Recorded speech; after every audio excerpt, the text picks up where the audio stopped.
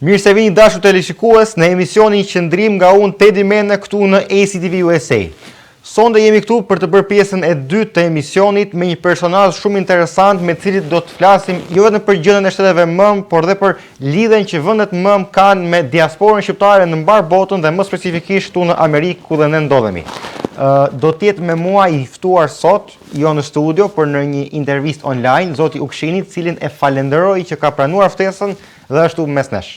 Mirë se vini dhe mirë se ju gjej. Kënaqësia është, domethënë, të lidhemi nga Kosova në Amerikë. Shiko, dua pak për të gjithë para se të nisim. Për të gjithë ata që na ndjekin dhe që mbase vetëm ju kanë dëgjuar, po nuk e njohin mirë profilin tuaj, të më bëni një prezantim për gjithë shqiptarët në mbar diasporën. Ne më së tepërmi jemi të fokusuar në komunitetin këtu në Amerikë dhe në Kanada, por kemi edhe ndjekës nga shqiptarët në vendet ndryshme të Europës, duke përfshirë shtetet tona MMM. Një prezantim të shkurtër për karrierën tuaj për ata që nuk e kanë shumë qartë. Unë kam mbaruar studimet e historisë në Prishtinë, pastaj kam vazhduar në Austri, në Gjermani, kam doktoruar në fushën e historisë, po ashtu kam bërë doktoraturën e dytë në Gjermani në Universitetin e Bremenit në studime evropiane. Domethënë kam 2 doktoratura, tani punoj profesor në Universitetin Kadri Zeka në Gjilan, ku ligjeroj histori dhe marrëdhënie ndërkombëtare. Po ashtu në vitin 2016-2019 kam qenë shef i ambasadës të Kosovës në Tiranë, ambasador në detyrë, ku kam shërbyer për 3 vite aty dhe 2 vite kam shërbyer si zëvend. Domethënë jam edhe ish diplomat, kam botuar dikun afro 10 libra për tema të ndryshme, por specialiteti im është fusha ime më veçantë është periudha e luftës së ftohtë dhe politika gjermane ndaj Ballkanit, përkatësisht ndaj Kosovës. Të falenderoj për prezantimin që bët. Unë do ta nis me një pyetje e cila ka shumë aspekt emocional brenda kur ju a bëj. Unë do të pyes, pyetja po ta lexojmë thjesht, është si e ka diaspora Kosovën. Pra pyet diaspora si është Kosova. Po kur ta bëj këtë pyetje, dua ta bëj në këtë kontekst. Duke marrë përsipër çdo gjë që kemi dëgjuar në kohët e fundit, çdo problem politik, çdo krizë institucionale, çdo problem edhe që shkon jashtë Kosovës deri në Hag. Çdo problem që e ka ndjekur Kosovën dhe që është një vështirësi e shtuar për qytetarët e Kosovës që banojnë atje. Kjo diasporë nga krau tjetër. Diaspora e cila kontriboi për pavarësinë e Kosovës, diaspora e cila loboi në Amerikë dhe në çdo vend të botës që sot ne kemi një shtet të dytë shqiptar, shtetin Dardan, do ta thrasun jo shteti i Kosovës. Pra kjo diasporë heroike pyet: Kosovë, si e sot dhe pse shoh këto probleme dhe pse shoh këtë gjendje e cila mbas gjithë këtyre viteve, sigurisht ne këtu në diasporë që mund të kemi dhënë shumë, unë jam i ri, por ata që e kanë jetuar ato kohë i thjesht i mbushin syt me lot dhe nuk na pëlqen. Çfarë mund na thoni për gjendjen? Pyetja është jashtëzakonisht e mirë dhe komplekse. Unë kam jetuar një kohë në Gjermani dhe e ndjej nga afër si është të jesh mërgëntar. Pa diskutim se malli për vendin e mërgëntarëve është më i madh, sepse ne shpesh e bënim me batuta në jashtë vendit kur ishim në Gjermani ose në tjetër ose në Amerikë, të gjitha i ke, mirë qenje krejt, por nuk i ki Kosovën, nuk i ki atë. Pa diskutim që shumë vende kanë diasporë pesh, por për shqiptarët ka më shumë. Sepse edhe vetë krijimi i Shqipërisë vjen nga klubet dhe nga figurat më eminente që kanë vepruar në diasporë. Edhe rasti i Kosovës. Njerëz profesor Turqigës që e tabluan që kënë vini ka diaspora. Domethënë edhe Shqipëria dhe Kosova janë kontribute të jashtëzakonshme të diasporës. Kontribute politike, ushtarake, intelektuale. Dhe por nga ky vështrim, diaspora dëshiron që edhe Kosova ta shenë ato trendet e zhvillimit, ta shenë hapat si zhvillohet shtetet moderne evropiane, si zhvillohet Amerika. Natyrisht që ne kemi shumë sfida këtu, kemi shumë prioritete. Megjithatë unë mendoj që disa gjëra janë bërë. Nuk ka shku ndoshta ketë në drejtimin e duhur, por unë mendoj që nuk janë shumë 25 vite unë mendoj që Kosova për 25 vite ka zhvilluar në të rajone, sepse para të shpërbej Jugoslavia, Kosova ishte e fundit. Ndërkohë që Kosova ka progres në shumë fusha, ka intelektual që janë në rangën evropian dhe ndërkombëtar, që nuk i kishte dikur.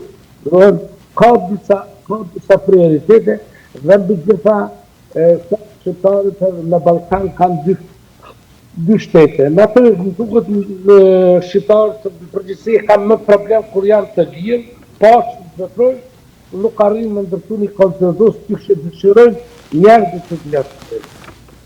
Por, unë mendoj që par nga rrethonat e mahershme dhe sot, pozicioni shqiptarëve është keq më ndryshe që ka qenë në të kaluarën. Pozicioni edhe politik, edhe ekonomik, edhe demografik, edhe intelektual i shqiptarëve sot është në trendet bashkëkohore evropiane. Dhe ne nuk kemi më ai kombi në thotë apo themi pa civilizuar ku sinë tanë do të thonë na shtenin si njerëz të prapambetur. Por unë mendoj që ne kemi disa suksese, kemi disa fusha ku mund të krenojmë dhe kemi lënë durë. Unë mendoj që gjitha fushat, edhe kulturë, edhe sport, edhe në artë dhe në shkencë, shqiptarit po vinë. Dhe ky shekull është i shqiptarëve. Aja çfarë duhet të bëjë shqiptarët, unë mendoj, shpesh e përdori modelin tema. Ne shqiptarët duhet ta ulim kokën të punojmë fort. Çdo natë në vend se të flasim shumë për bashkimin, mendoj se duhet të flasim shumë dhe të aspirojmë edhe bashkimin kombëtar. Po jo të flasim për bashkim më shumë sa të punojmë. Këtë ju a them sepse ju e kuptoni shumë mirë nga karriera që keni pasur, pra si një ish diplomat. Unë ju them që pra pse unë nuk e mohoj progresin që shqiptarët kanë bërë kudo ku janë, jo vetëm Kosova. Populli shqiptar në çdo vend botës, në Amerikë, në Gjermani, në Kosovë, në Itali, në Francë, gjithandej, nuk e mohoj progresin. Por e di pse shpreha atë pakënaqësinë për ndodhjet e fundit në Kosovë, ta them unë sepse. Ta them si ish diplomat. Ajo që ndodhi në Kosovë ka qenë pretekst shumë i rëndësishëm dhe një pretekst që mezi e prisnin ata ose ato palë dashakeqe për të arritur një avantazh kompetitiv. Pra, është si një kompani, po e marr paralelizëm, e cila pret që t'i ndodhi një krizë institucionale kompanisë tjetër dhe të dali dhe të thotë që ore kjo kompania nuk paska këta s'dikan të bëkan kompani, ose rast në Kosovës nuk dikan të bëkan shtet. U përdor ky pretekst. Dhe ky pretekst ishte shumë i dëmshëm për imazhin e Kosovës dhe ishte aq i madh sa që nuk e di, domethënë, ta them vërtet që na i ndezi dhe ne prap ato ingranazhet e diasporës për të reaguar që ore, domethënë, çfarë po ndodh? Diaspora kishte kohë që ishte vetëm fliste për të shkuarën kur vinte puna për Kosovën, por kishte mbaruar atë luftën e saj, ndërsa kjo që ndodhi së fundmi, vërtet nxiti shoqata, grupe në vende ndryshme të botës, po unë ta them garant dhe në vende dhe këtu në Amerikë, në Michigan, për të luftuar për të mbrojtur reputacionin e Kosovës për atë që ndodhi. Dhe prandaj ta shpreha si kritik të ashpër, sepse ishte vërtet e vetmja gjë që nga koha e luftës që nisi prap ingranazhet tona këtu në diasporë. Për të thënë që kujdes. Pra, edhe ju që keni interesat dashakeq, sepse Kosova është aftë në ndërtoj shtet, edhe ju atje në Kosovë çfarë jeni duke bërë? Pra një thirrje e kësaj diaspore, po jo një thirrje vetëm për të dhënë kritikë, që ta thash që në pyetjen e parë, është thirrja e asaj diasporës që dha gjithçka. Dhe prapë është ajo diasporë që thotë, të lutem, ruaje atë që ne të dham, sepse potenciali i qytetarëve shqiptar të Kosovës është shumë i lartë.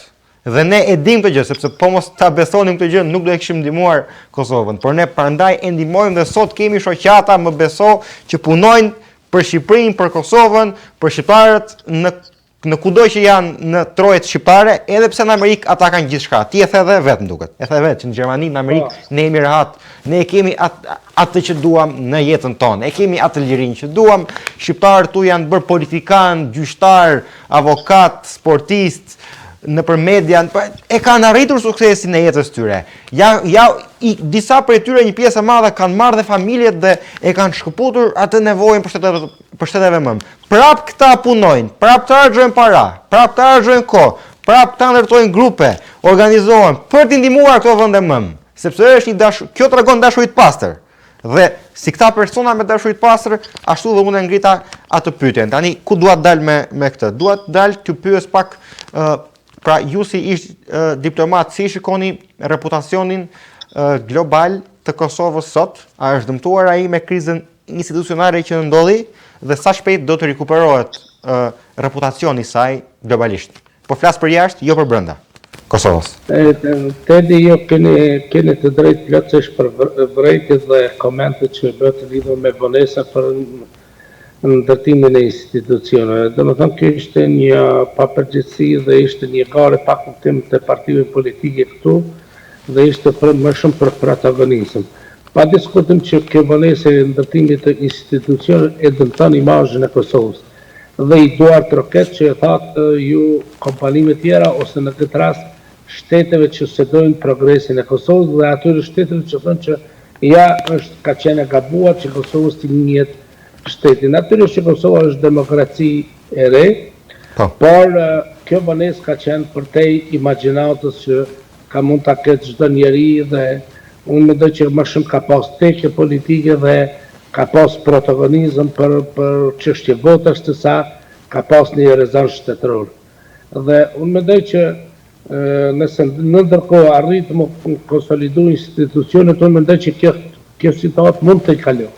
Unë mendoj që duhet të nxjerret një mësim i mirë që Kosova të mos e përsëresë më këtë epizod që në fakt është i pakëndshëm edhe për qytetarët e Kosovës dhe pa diskutim lehije të keqe në shtet ndërtimin dhe shtet konsolidimin e Kosovës dhe në ndërtimin e imazhit ndërkombëtar të Kosovës dhe pa diskutim edhe për integrimin e Kosovës në sistemin ndërkombëtar.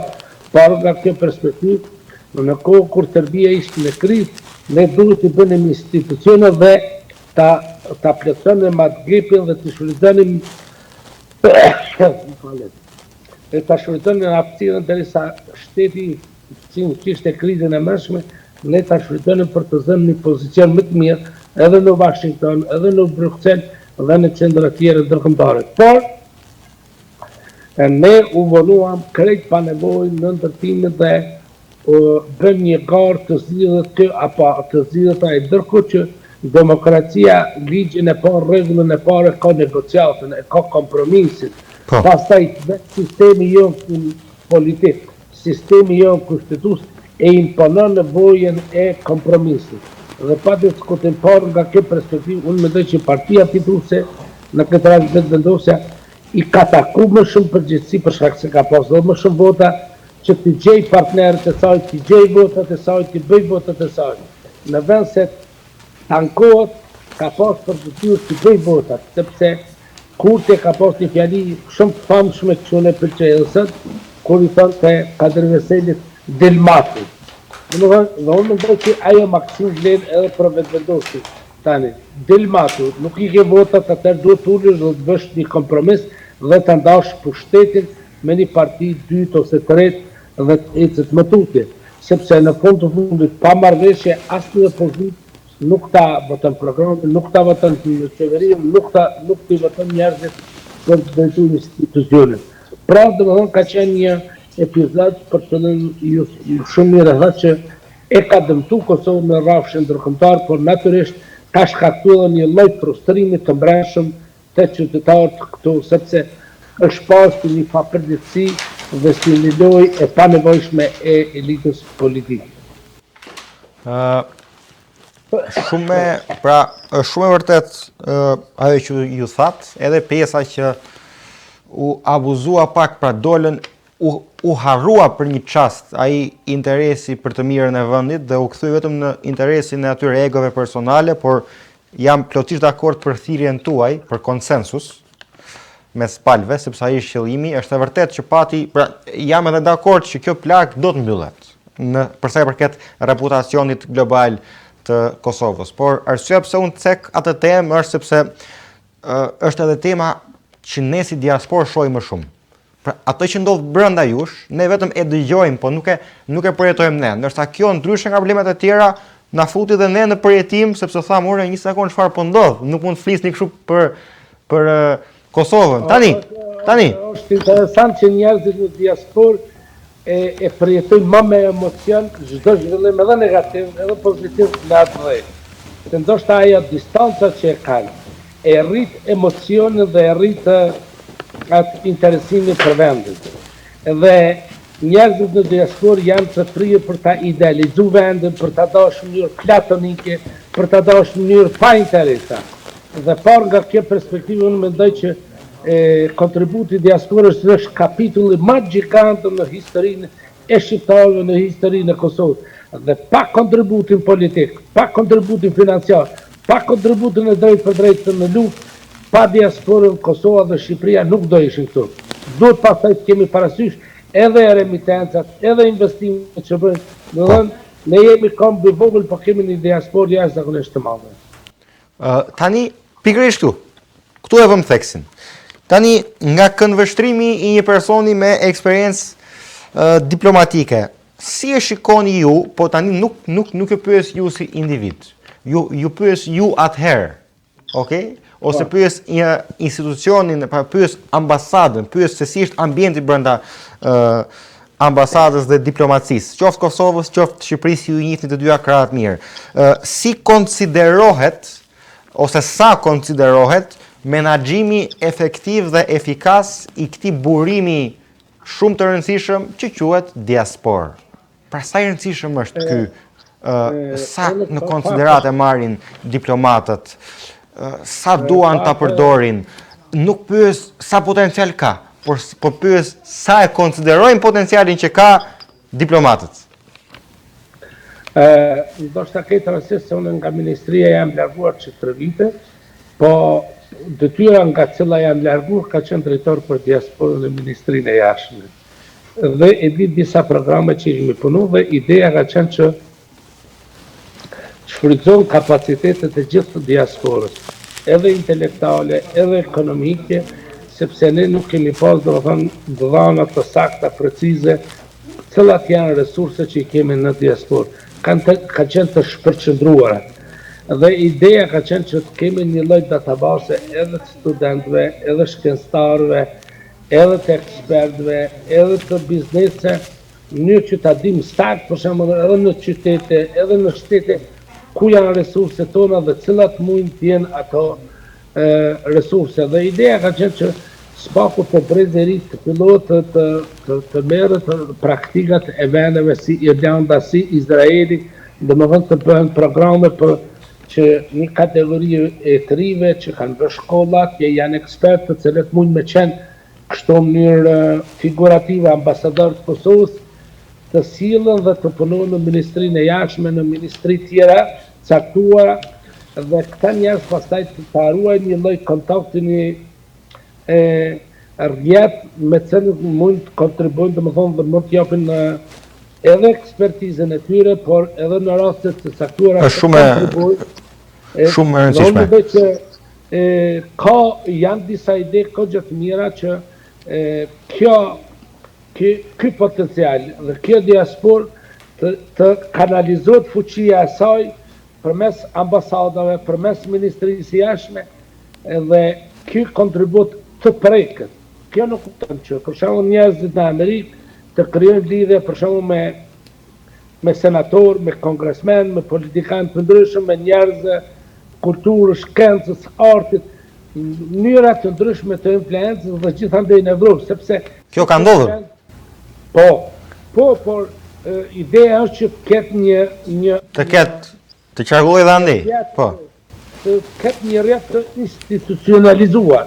Për shembull, nëse ti duke lobuar në çështje të caktuar, vin dokumente të caktuar, vin non-paper të caktuar, atëherë tjetë shteti, institucionet, ambasada, tjetë në funksion ty që me të pajis, me gjëra që të duhen. Domethënë, ta jep një lloj logjistike edhe në ekspertizë edhe të njerëzve. Pra kjo është e rëndësishme patjetër dhe Unë kur ju pyes ju pyes vërtet për t'u informuar jo edhe njerëzit, po edhe vetë për Kosovën, sepse unë vi nga Tirana, kam 2 vjet që kam marrë në Amerikë nga Tirana. Jam i vetëdijshëm plotësisht për çfarë ndodh në Shqipëri. Më falë, unë e njeh në Tiranë e krembardhën që ka jetuar në Amerikë gjatë, një shqiptar amerikan që ka qenë nga Shqipëria, po ai flet dhe tregon për angazhimin e tij si ishte nga mesi i Kosovës, si ishte nga Drenica. Domethënë nuk ka fare lidhje pse je nga Tirana. Unë mendoj që ne jemi shqiptar kudo që jemi dhe më të mirë unë mendoj që njerëzit kur janë në diasporë funksionojnë si shqiptar, pa ata kufit politik që kemi këtu në brenda. Patjetër diaspora e paraqet në mënyrën më të bukur bashkëjetesën e shqiptarëve dhe shqiptarë që arrin suksesin nga trojet ndryshme, nga çamëria, nga gjitha trevat e Dardanis edhe jashtë Kosovës, në Preshev, Sanxhak, Malësi e Madhe, Ilirid dhe Shqipëria sotme. Por, ajo që doja të thoja unë që nisa me Tiranën, ishte diçka tjetër. Doja të thoja këtë gjë. Unë shoh, sepse jam më i vetëdijshëm për çfarë ndodh në Shqipëri se sa ju. Dhe unë shoh në Shqipëri vëllai që pavarësisht pse vota e diasporës që na ndodhin ne në Shqipëri, pra që është një nga çelësat për të përdorur burimet e diasporës, pra domethënë një diasporë e cila ka provuar demokracitë më të mira të botës, pra ka provuar Amerikën, Gjermaninë, ka provuar çdo vendi, po ka provuar edhe vendet majta të vendeve nordike, pra ka marrë eksperjencat e politikave më të mira të botës, i merr, pra i ka dhe mund t'i çojë në vendin mëm. Pra kështu e pa shumë votën e diasporës që ndodhin në Shqipëri. Shumë bukur, shumë e rëndësishme dhe ju më përmendët edhe se si mund të përdoret diaspora dhe për të mirën e shtetit shqiptar të Kosovës, pra shtetit Dardan. Megjithatë, unë shoh nga Shqipëria, nuk e di për nga Kosova, prandaj thash, unë shoh nga Shqipëria që pushteti kur i erdhi vota diasporës që u miratua, u bë me dhimbje koke 2-3 ditë. Më kupton? Sepse ajo diaspora nga krau tjetër është e aftë. Okej? Është e vetëdijshme, po ky është problemi, se është e vetëdijshme. Diaspora reagon, kur reagon fort. Okej, mund të jetë pak e përgjumur nga shpërndarja, nga largimi nga vendi i tij, po kur zgjohet tamam. Dhe kur reagon tamam dhe e çon punën deri në fund. Dhe nga krau tjetër është e pakontrollueshme. Mund ta themi që është e pakontrollueshme.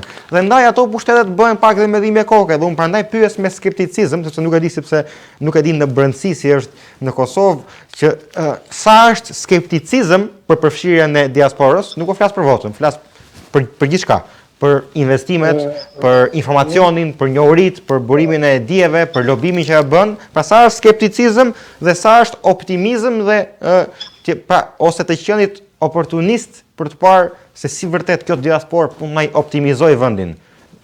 Kundër si kjo diasporë mund na rrezikojë disa pushtete të kapura me rrënjë. Ju e përmendët më herët se tani në diasporë ka njerëz ekspert që kanë mbërrinë në media, në politikë, në fusha të ndryshme. Unë mendoj që një gjë të tillë e kemi edhe në Evropë ku mjek që drejtojnë klinika të ndryshme kemi. Unë më shumë se sa për të votuar diasporën, me mendimi e mash, nuk është mendim zyrtar. Unë mendoj që ndoshta më së miri do të ishte që në parlamentin e Shqipërisë dhe në parlamentin e Kosovës të ketë vende të rezervuara, të cilat i delegohen nga diaspora. Për shembull, mund të ketë 2 ose 3 varësisht nga numri i diasporës, të jenë nga Amerika në parlamentin e Shqipërisë dhe të Kosovës. Po ashtu edhe nga Evropa.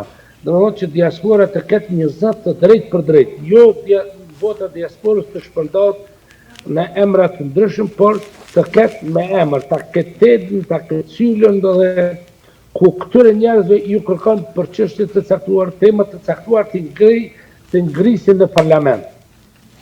Dhe ata mund të aktualizojnë çështjet me të cilat domethënë diaspora. Pse ka mundësi që e përmendët ju reagimin e fortë të diasporës? Unë mendoj që diaspora mund të qenë më e paanshme, jo klienteliste, për fakt se është më e pavarur ekonomikisht. Po. Dhe nuk është e varur nga puna me një administratë në Shqipëri ose në Kosovë, nuk është e varur a do ta marrë një vend puna apo jo, e ka pavarësinë ekonomike. Dhe kur e ka këtë pavarësi ekonomike, mund të sjellë një frymë të re në Parlamentin e Shqipërisë dhe të Kosovës. Dhe mund të shtroj në agendën e parlamenteve të dy vende, mund të shtroj temat të cilat janë preokupimi i diasporës. Dhe mund të bën një lloj zëri balancues brenda parlamentit. Kjo është perfekte, është diçka që unë jam absolutisht dakord, por do të kërkoj do të ngrej një propozim që është edhe një nga arsyet më të forta pse doja ta bëja këtë bisedë me ju.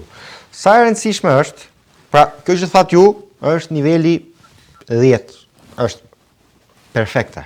Unë po shkoj pak të 5 njërë. Sa e rëndësishme është që ne këtu në diasporë të fillojmë të kemi disa institucione private përfaqësuese të kontrolluara nga vetë ne. Jo nga shtetet mëmë, jo nga shtetet ku jetojmë, pra konkretisht ne këtu në Michigan, mos ta kontrolloj Michigan ose Amerika, as Kosova apo Shqipëria, por vetë ne këtu, pra flas më tepër për një institucion, një piklidhje diplomatike mes nesh, sepse kemi shoqata, grupe, organizata të ndryshme, institucione fetare të ndryshme, dhe duke i bërë gjithë grupe bashkë për ato interesa që ne i kemi të përbashkët, mund të krijojmë edhe këtë piklidhje diplomatike, duke mbajtur edhe marrëdhënie të drejtë për drejta, qoftë me Amerikën, ose me diasporën në Gjermani, me Gjermaninë, ata në Itali, me Italinë, por edhe me shtetet mëmë, Shqipërinë dhe Kosovën. E kështu, edhe ne në tavolinë nuk do ulemi më të pabarabartë, siç mund të uleshim me një grup të vogël, me një shoqat ose me një kishe caktuar, një media e caktuar, po do ulemi në tavolinë me një status të barabartë, në marrëdhënie reciproke, dhe kështu dhe diplomacia do jetë më efektive. Nuk do jetë njëra palë më inferiore dhe pala tjetër do jetë më superiore. Dhe pse e them këtë? Sepse ai kontributi që duhet bëjnë shtetet mëmë për ruajtjen dhe zhvillimin e kulturës shqiptare këtu nuk e kam për Amerikën, e kam për çdo vend të botës ku ka shqiptarë. Është e rëndësishme vetëm për ta, jo vetëm për ne. Është më shumë për ta se sa për ne. Sepse nëse ne do të ruajmë dhe të bëjmë kulturën tonë këtu, në të ardhmen, larg qoftë. Po nëse Shqipëria dhe Kosova ndodh diçka e keqe të një niveli të lartë, do të jetë po kjo diasporë që do ketë ruajtur kulturën dhe ndjenjën patriotike që do të zgjohet e do të reagojë. Ama po nuk u bë ky kontribut dhe kjo diaspora nesër pas nesër e harron se nga vjen, atëherë larg qoftë edhe nëse Shqipëria dhe Kosova kanë një problem, kjo diasporë nuk do të reagojë më, siç ajo ka bërë në të shkuarën. Dhe ndaj sa e rëndësishme është për ta konkretizuar dhe për ata që na ndjekin, të ngrem ne vetë, të fillojmë ne vetë punën, sepse s'mundet ta kërkojmë të gjë nga Kosova dhe nga Shqipëria. Kupton? Ta fillojmë ne vetë punën duke u ngritur ne me strukturat tona këtu, e pastaj të kërkojmë lidhjen diplomatike me Kosovë-Shqipëri. Jo shumë bukur e thatë. Ministria e Jashtme e Kosovës dhe Ministria e Arsimit edhe Kosovës dhe Shqipërisë kanë pas programe tekste të ndryshme të cilat kanë quajtur edhe në Amerikë dhe në vendet e Evropës për t'ju gjetur diasporës afër me abetare, me tekste të ndryshme për atë fillore. Por ju e thatë një fakt shumë interesant, që diaspora duhet të organizohet në mënyrë të pavarur, të mos jetë kontrolluar. Unë mendoj që duhet të bashkëpunoj me ambasadat e Kosovës dhe Shqipërisë, por të bashkëpunoj si partner, por jo që atë të kontrollohen për qëllime politike. Pikërisht. Por të jenë plotësisht pavarur. Se kjo ja mundson potencialin që ta përdori maksimalisht. Tak, sepse nëse fillojmë ndalën në diasporë në vija politike, atëherë çoptohet kapitali dhe fuqia jote. Por diaspora vetë organizohet, vetë i zgjedh liderët e saj, vetë i zgjedh përfaqësuesit e saj. Për këtë arsye unë thash që më shumë se sa për të pas drejt votimit, është mirë që diaspora t'i ketë njerëzit. Dhe unë mendoj që Tedi duhet ta di, për shembull nga Amerika kush mund ta përfaqësoj diasporën e Amerikës në parlamentin e Kosovës. Dhe Tedi nesër mua nuk më kërkon llogari, po i kërkon deputetit të cilin e ka deleguar dhe ka dërguar në parlamentin e Kosovës. Dhe kjo ka shumë impakt. Pse? Ai sjell një frymë të re, ndërton një komunikim dhe është një transmetues i drejt për drejt i gjitha shqetësimeve të diasporës në parlamentin e Kosovës, në qeverinë e Kosovës, dhe kjo jep cilësi edhe relacione me shtetit anë, mes Kosovës, me Shqipërisë dhe njerëzve të diasporës. Dhe kjo, me qëra fjalla, i jep edhe diasporës pak rol ambasadori, sepse pastaj, patjetër, i jep rol ambasadori dhe është rol ambasadori shumë i rëndësishëm, sepse përsëri po ta bëjmë paralelizmin me biznesin, është që ti merr ata menaxherët e zonës, e shtetit se ku ti bën biznes, dhe ata i njohin kulturën e vendit më mirë dhe kanë mundësi të mbajnë dhe marrëdhëniet më mirë. E ku ka ku ka më mirë se sa marrëdhënien që ka Shqipëria dhe Kosova me Amerikën, pra si ndërmjetës të jetë vetë diaspora shqiptare në Amerikë. Pra është bën sens, sepse edhe një mirë Amerikën dhe një mirë shtetet mëm, dhe është besnik ndaj interesave të dyja të palëve dhe ka bërë dhe arritjet që ka bërë konkretisht që kemi këtu në Amerikë. Tani, unë unë e kam thënë shumë shpesh në për intervista dhe në çdo gjë që bëj si aktivist i çështjes kombëtare. Unë nuk e kroj vetëm gazetar, unë jam aktivist i çështjes kombëtare këtu në Amerikë. Po nuk dua të bëhem përsëritës, vetëm do ta ngasmoj pak. Që këtu ne po punojmë për konceptin e një samiti. Një samiti i cili të bashkojë gjithë liderat komunitar shqiptar në Michigan. E ky samit ka një strategji ose ka një vizion afatgjatë që të kthehet si ky institucioni i pavarur që ne tham, për të mbajtur marrëdhënie diplomatike, por dhe për të na krijuar edhe neve një efikasitet financiar në projektet që ne bëjmë këtu, qendra kulturore e gjëra të tjera që ne i kemi të pavarura. Dhe shpresoj që ai të bëhet e mundur, e bëj dhe thirrje për komunitetet e tjera, sepse kjo është vetëm për Michiganin, e bëj thirrje për New Yorkun, edhe për zonat, edhe për komunitetet shqiptare jashtë Amerikës, që këto samite, të cilat në afat gjatë kthehen në institucione, pra sigurisht ajo do të nisë njëherë me një mbledhje, me një dakordsi diplomatike sipërfaqësore dhe rrugës ajo piqet dhe krijohet si institucion i pavarur i cili ruan dhe lobimin shqiptar në këto vende. Sepse ne jemi të bashkuar, kemi aftësinë për të reaguar bashkë këtu në komunitet, sepse siç mund të keni ju probleme, kemi edhe ne problemet e ndasisë që kemi këtu. Ka shumë shpesh ne hami me njëri tjetrin. Por ndërkohë janë ca kauza të cilat për atë arsye tregoni që jeni shqiptar. Po, por tani të hahesh me njëri tjetrin deri në një fazë është e mirë, se konflikti sjell konsensus, thot Machiavelli. Por vjen një pikë ku ka ca projekte të përbashkëta, pa kur ke një kundërshtar të përbashkët, që aty nuk ka më vlerë ti të hahesh me njëri tjetrin. Dhe aty duhen këto pikbashkime diplomatike, ne në të shkuarën e kemi pasur një. Nuk ka qenë institucion, po ka qenë lufta e Kosovës. Ajo na u bën si pikbashkim. Dhe u bashkuam gjithë bashk. Që nga ajo kohë ne shqiptarët e Amerikës nuk kemi parë ndonjëherë më të bashkuar 100%. Tani unë them interesante me gjast kur jemi në këtë krizave historikisht në shqiptarët kemi funksionuar jashtëzakonisht mirë. Krizat neve na japin shumë unitet dhe na bashkojnë shumë.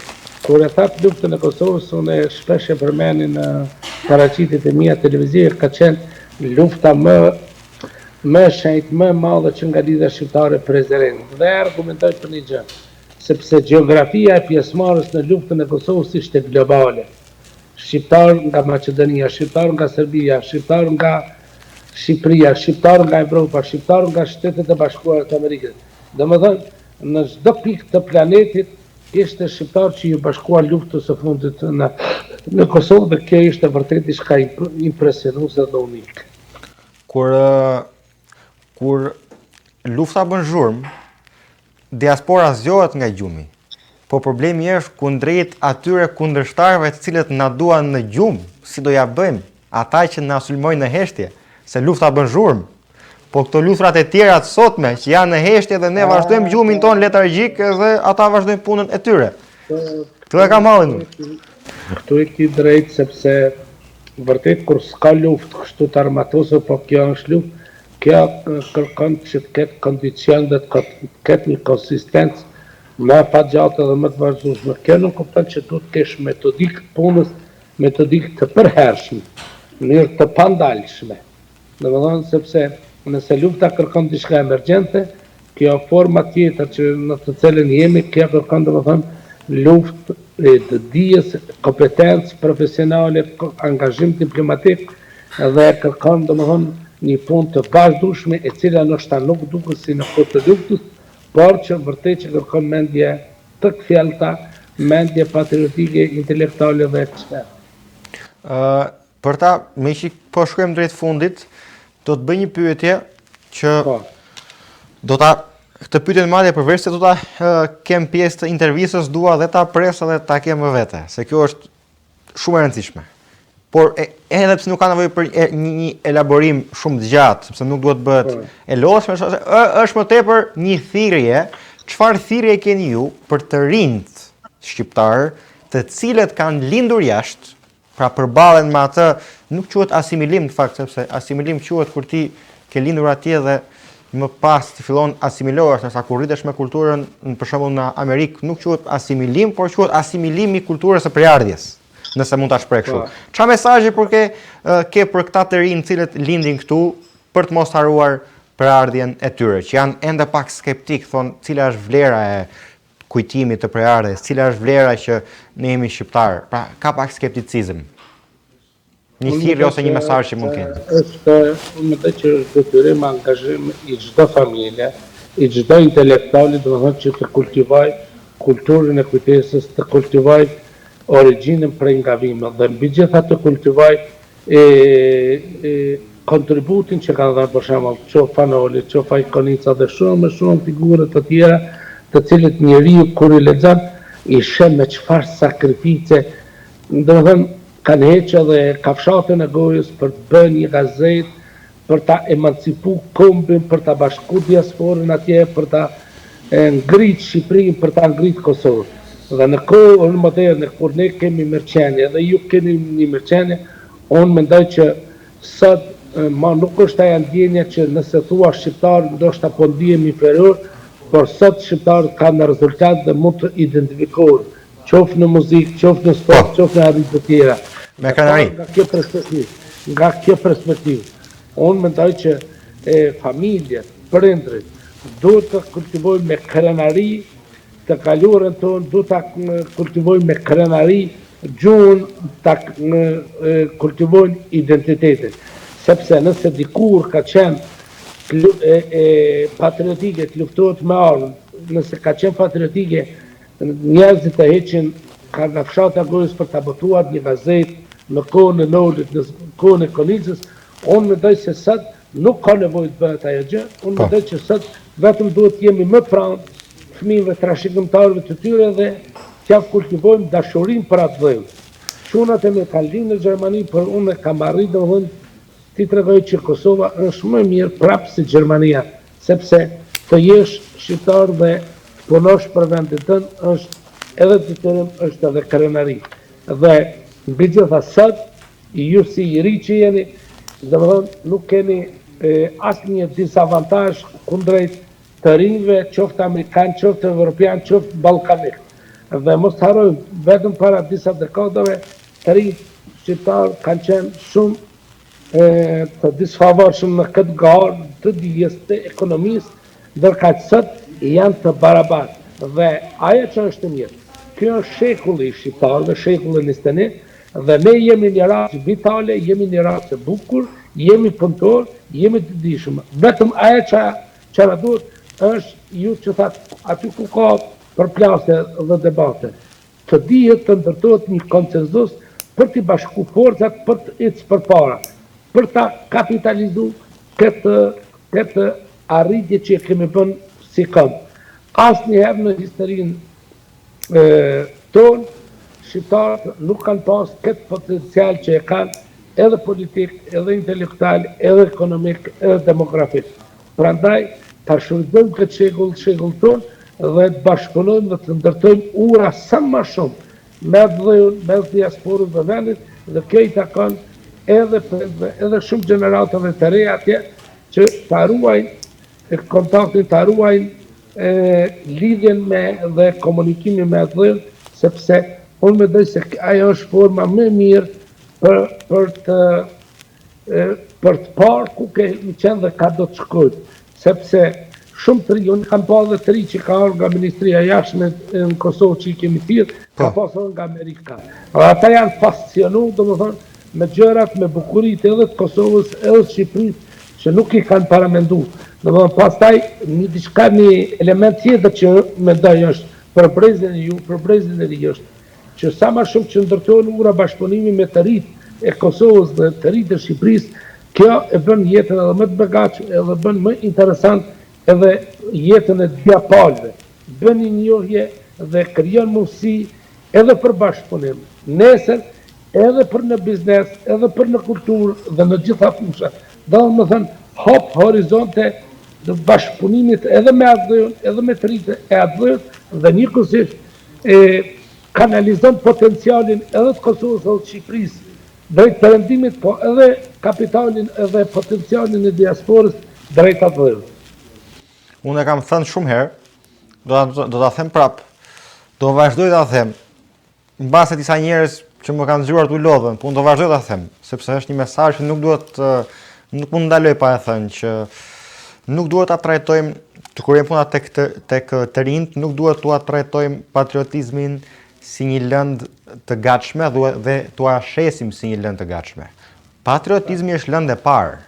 Ne duhet ta përpunojmë këtë patriotizëm dhe më pas ta shesim të përpunuar.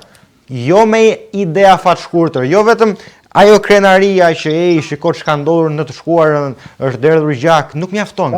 Kjo është propagandë. Është e vërtetë. Por është propagandë, sepse sot ai thotë vëlla, ç'më duhet kjo mua sot ç'më duhet kjo mua për të nesërmen. Ndërkohë nuk është kjo koncepti. Koncepti është vlera e formimit të një shoqërie të fortë, e formimit të një familje të fortë, e formimit të një shteti të fortë. Lidhja që ka me ekonominë, me ligjin, me aspektet sociale. Këto janë ato që ua përmbushin nevojat dhe kërkesat rinisë shqiptare dhe rinisë të çfarë lloji kombi në botë për patriotizmin dhe për të ardhmen. Ajo urë që lidh të shkuarën me të ardhmen. Kjo do ta bëjë të mundur. Jo vetëm sakrifica dhe jo vetëm çka ka ndodhur. Jo, çfarë do të ndodh dhe ku duam të shkojmë, sepse mund t'ja dalim.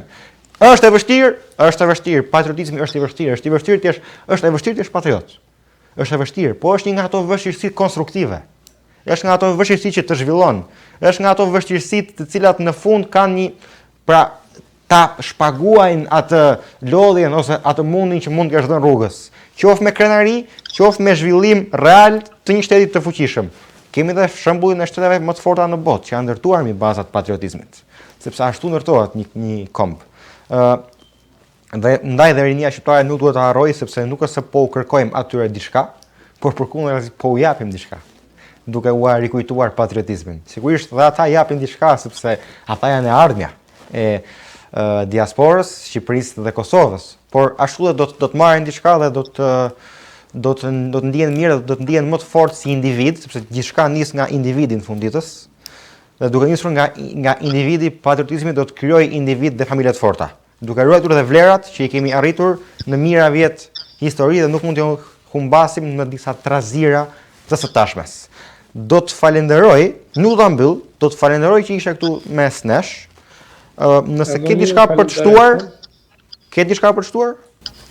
Jo, faleminderit, ishte kënaqësi që ishte hera e parë, domethënë se hera e parë në emision me ju, se kështu me një konferencë të vatra jam para 2-3 viteve, është hera e dytë kjo që komunikoj domethënë me diasporën dhe po them që keni përpara në linjë online një njeri që e respekton shumë potencialin e diasporës. Kam një eksperiencë edhe institucionale dhe personale dhe unë mendoj që nëse thojnë disa vende kështu në kuptimin e bekimit, unë do të thoya që Zoti Bekov mund të themi e Bekov Kosovë, por gjithnjë do të them edhe Zoti Bekov diasporën, sepse janë dy pjesë të ADH-ut, vetëm që janë gjeografikisht larg njëra tjetrës, po me shpirt, me zemër, me vokacion, me angazhim janë së bashku dhe me një qëllim të bashkuar. Të falenderoj shumë për fjalët e bukura. Të falenderoj shumë edhe që je i drejt për drejt, sepse më the në këtë intervistë edhe problemet, edhe kritikat, edhe potencialin, edhe lëvdatat, çdo gjë që meriton diaspora. Dhe kur e puna për meritën, merita përmbledh edhe kritikën, sepse kritika më tepër, pra kritikën vllajja jep. Ma kupton? Sepse është me qëllim të mirë në fund edhe lëvdatën për atë që ka ndodhur, patjetër është një merit që nuk mund ta heqim. Të falenderoj që ishe këtu me mua. Unë do të them që nëse ke një iniciativë tënde, qoftë një libër, qoftë një projekt tuaj si individ flas, sugjeroj që të lidhesh me shoqatat shqiptare të Amerikës, ose më saktë Michiganit, sepse unë komunitetin e Michiganit njoh më tepër, jo se nuk ka New Yorku, po ne jemi nga Michigani dhe për atë unë ta them me garanti se do të gjesh suport, sepse gjithmonë puna jonë këtu është në vazhdim, edhe pse mbase shumë shqiptar në Shqipëri dhe në Kosovë nuk e shohin punën e diasporës, ndoshta ndodh një pjesë edhe pas perdeve, ajo punë nuk ndalon asnjë ditë. Po, ma trego. Unë mirë që ma përmene, kjo është libër për diplomacinë e Gjermanisë dhe Kosovë. Unë së shpejti do të abotoj edhe një libër për planin serb patkoj për spastrimin etnik. Ndoshta libri që vjen do të vjen patkoj, ndoshta libri tjetër do të ishte e Ullës që të promovohet ndoshta në Michigan ose diku në Shtetet e Bashkuara të Amerikës. Faleminderit shumë. Shumë suksese dhe mirë pafshim. Të falenderoj shumë që ishe këtu mes nesh. Atëherë dashur teleshikues, kemi ardhur drejt fundit të pjesës së dytë të emisionit Qëndrim nga unë Teddy Mene këtu në ACTV USA.